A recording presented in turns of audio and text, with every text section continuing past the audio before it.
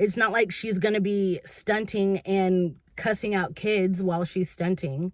It's not like when she takes pictures with her fans, she's going to be like, all right, you little bitch, get over here so we can take a picture. Hi, you guys. My name is Cherita. Welcome to my channel. Insert shimmy.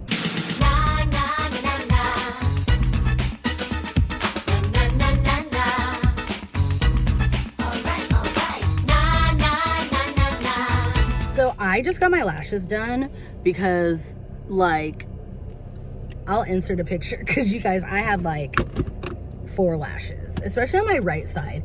And I want to know if you guys get your lashes done or if you're familiar with it. Do you guys know why like you lose more on one side? I think it's because of how I sleep, but anyways, so I was just having this conversation with my friend, and we need to talk about the racism in cheer. And okay, so if you guys don't know, I'm heavily involved in the cheer world. I was a cheerleader. I now I've coached cheerleading. I now judge cheerleading. And the racism in cheer it runs so deep. And I really wanted to talk about a situation that's happening right now. So Cheer, which is a show on Netflix, season 2 just came out at the beginning of January. And I still need to post that video. Anyway, Cheer came out, season 2 came out, and I know that from the time that it ended until now, there were a lot of microaggressions towards TVCC, Trinity Valley Community College. And if you didn't watch the show, it was focused around 2 cheer teams. One was TVCC and the second one was Navarro. And TVCC has more Black people and people of color than they do at Navarro. And I'm not saying that they don't have any Black people at Navarro, but anyway, there were a lot of microaggressions towards TVCC, and a lot of them were towards Jada, who I'm just going to call her the team captain. I don't know if she is, but I'm calling her the team captain because that's kind of the role that she played. And there were a lot of microaggressions towards her because she was too loud, or she was too aggressive, or whatever. And it was frustrating, but then at the same time, this is something that Black people and people of color hear, mainly Black people, but people hear it all the time. So it wasn't new, and it was expected. It was very expected for me. There was also, so my friend Robbie, he's on TikTok, and he did a wonderful summary of the microaggressions, and some of them weren't even micro, and just the privilege that Navarro had. And I'll link his video, but he did an amazing job just recapping and catching all of the things that needed to be caught. Say hi to Rocco, Elmo. Hello, Rocco. It's the way that as soon as I finished Cheer Season 2, I ran to the search engine on TikTok because I knew I was going to immediately find videos like this about the Cardinal team members. Jada is a great athlete, but I just don't like her. Another one with the caption, Jada does too much. And finally, another suggesting that they'd rather Jada be silent with the caption, I just don't like her. Why don't y'all like her? Why don't y'all like her? But don't worry, I'm going to explain to y'all why their internalized bias for this strong, confident Black athlete who is nothing but a leader to her team is jumping out.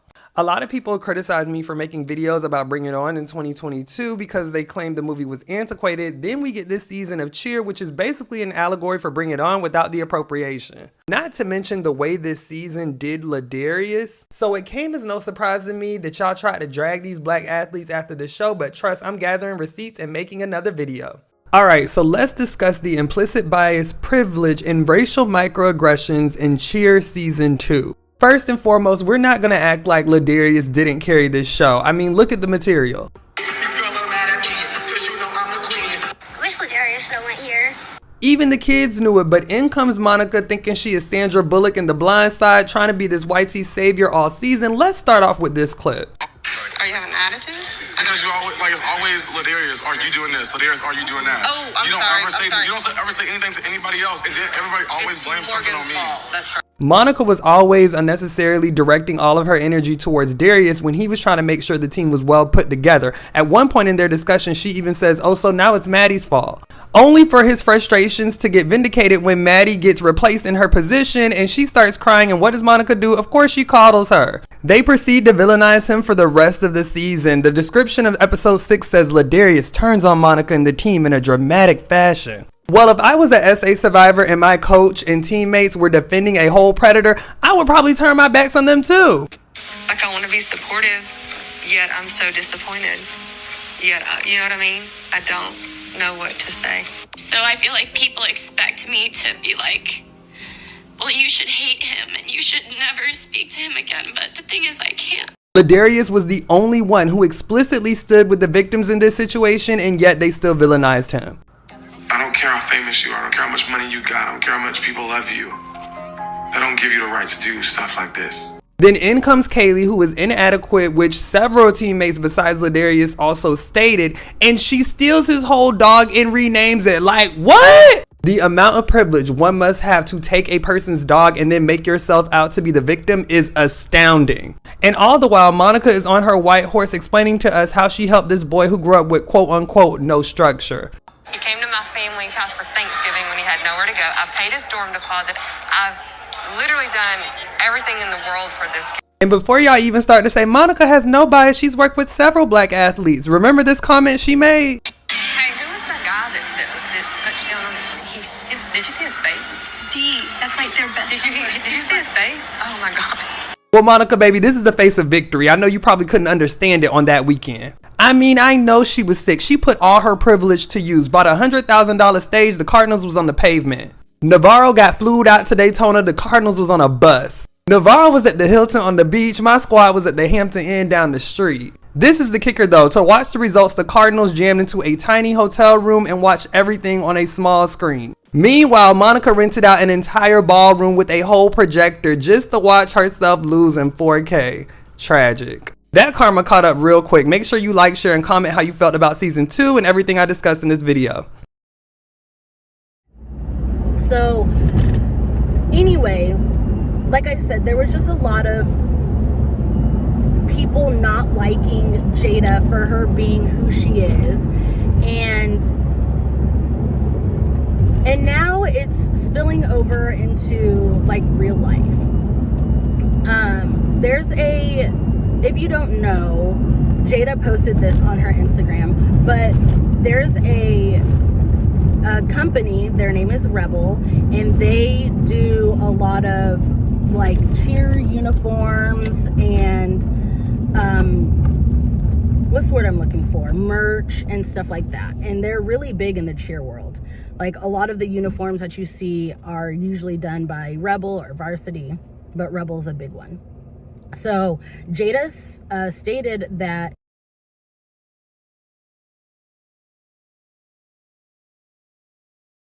she, before Cheer aired, she signed a contract with Rebel, and it was like, you know, she's going to do appearances, and, you know, because they're doing Cheer, the cast of Cheer, they're doing appearances at big competitions like NCA, which is in Dallas, and Cheer Sport, which is in Atlanta.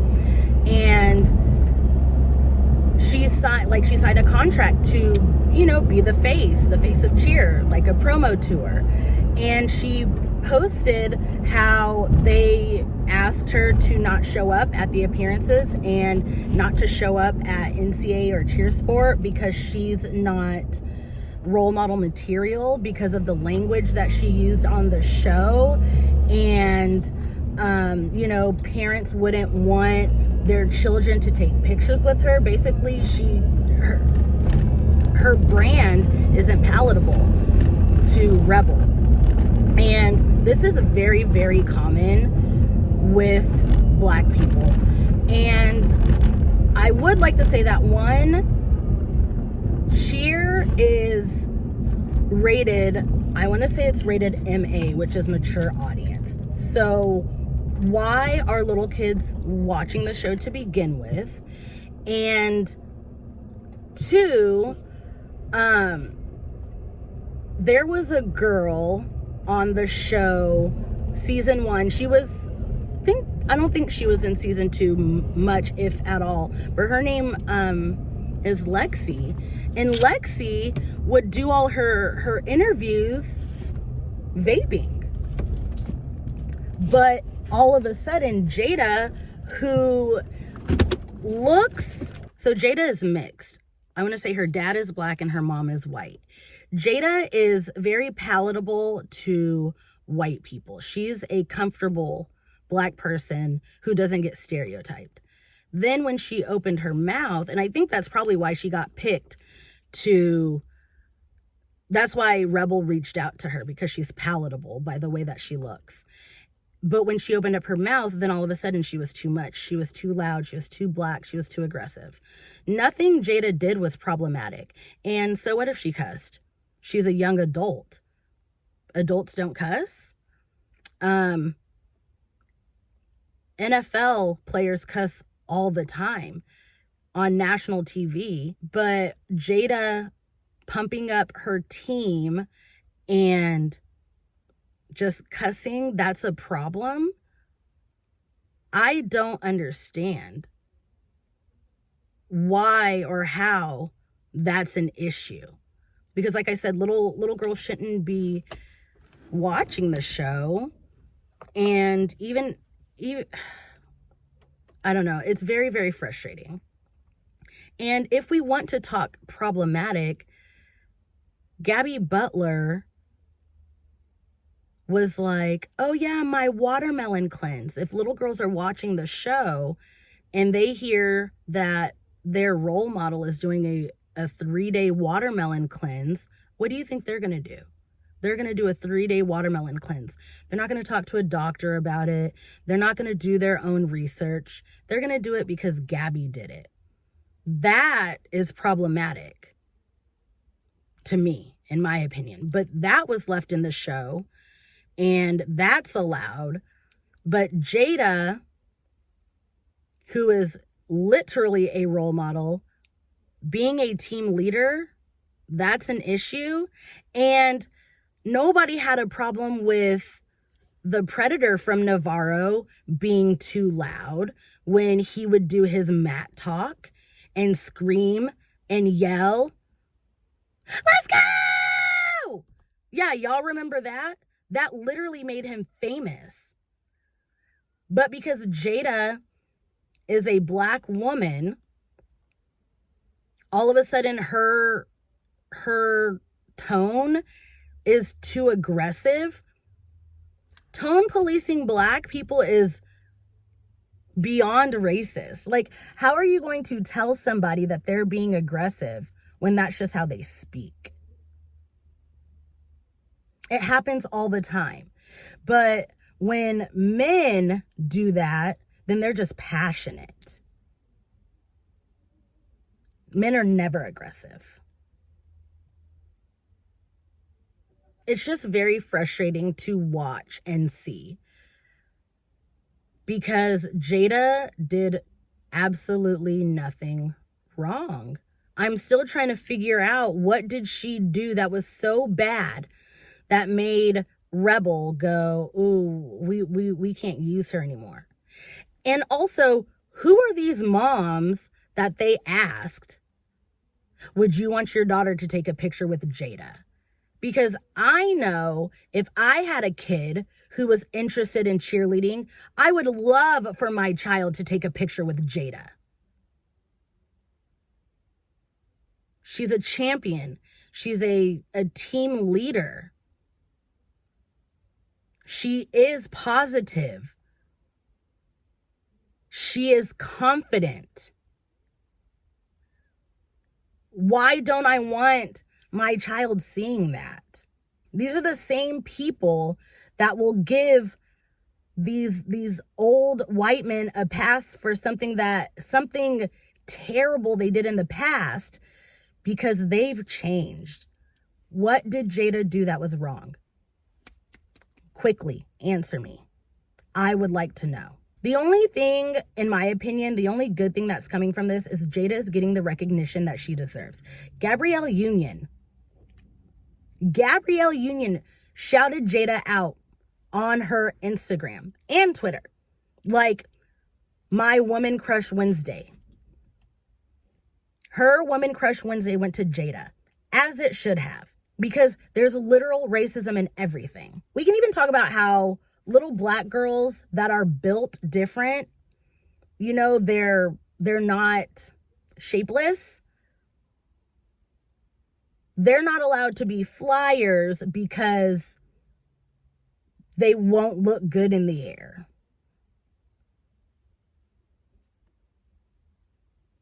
Ask me how I know. There's so much when it comes to black athletes in the cheer world. And these are things that black athletes have been screaming for years. I mean, even as far as like hair. Black athletes have been forced to assimilate. Again, there's a difference between appropriation and assimilation. Black people have been forced to assimilate and wear their hair a certain way to look more uniformed. When I promise you, as a judge, what all of their hair looks like is the least of our worries. Straighten your legs in your tumbling pass. Don't fall out of your stunts. Get your legs higher in your jumps. But, you know, little black boys and girls have been turned away because they like to wear their hair natural, in their natural state, the way that the hair grows out of their scalp. They want to wear their hair like that. But then their coach or their owner will say, no, they need to straighten their hair for this competition so it can look like everybody else's. And y'all don't see a problem with that? I definitely got off topic, but that was just something like, it's just bringing back all of the things that black athletes have been saying for years.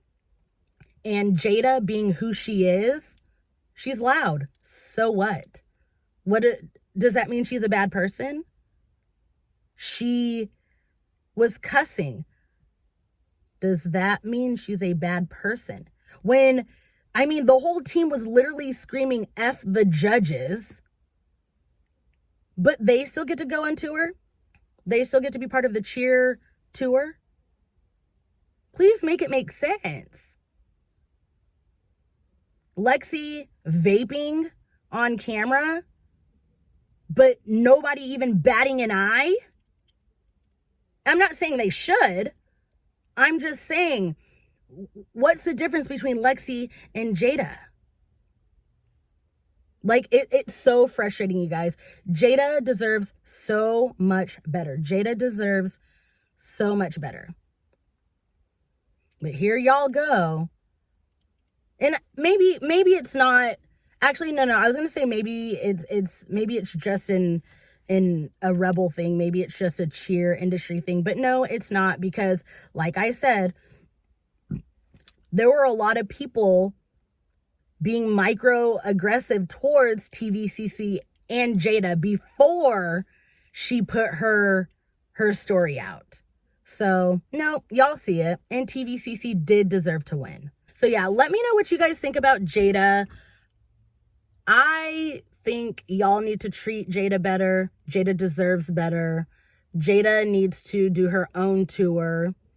Jada needs to go to these competitions by herself with no TVCC garb on and take pictures. I bet you more people are going to want to take pictures with Jada than anybody else. That's what needs to happen. This cheer tour, I don't know much about it, and I'm not going to say much about it, but the fact that she wasn't even invited, I mean, why was she not invited? She's good enough to be on the tour. It's not like she's going to be stunting and cussing out kids while she's stunting. It's not like when she takes pictures with her fans, she's going to be like, all right, you little bitch, get over here so we can take a fucking picture. Do you think that's what's going to happen? Do y'all cuss at your jobs? Because if you do, and you're mad about Jada, you're a hypocrite. If you watch any other sport and you see how people react, how athletes react when they lose, and you're okay with that, but you're not okay with Jada because she's supposed to be a role model, dig deep. Think about why that is. Because I'm going to tell you it's racism. And during Black History Month, y'all should be ashamed. So anyway, let's have a conversation in the comments below. And until my next video, I'll see you guys later. Bye. Give me up, I wanna. Gotta work, go berserk, I gotta. Know you gon' wake up. Know you gotta get your cake up. Don't matter if it's 4, 5, 6, 7, 8, my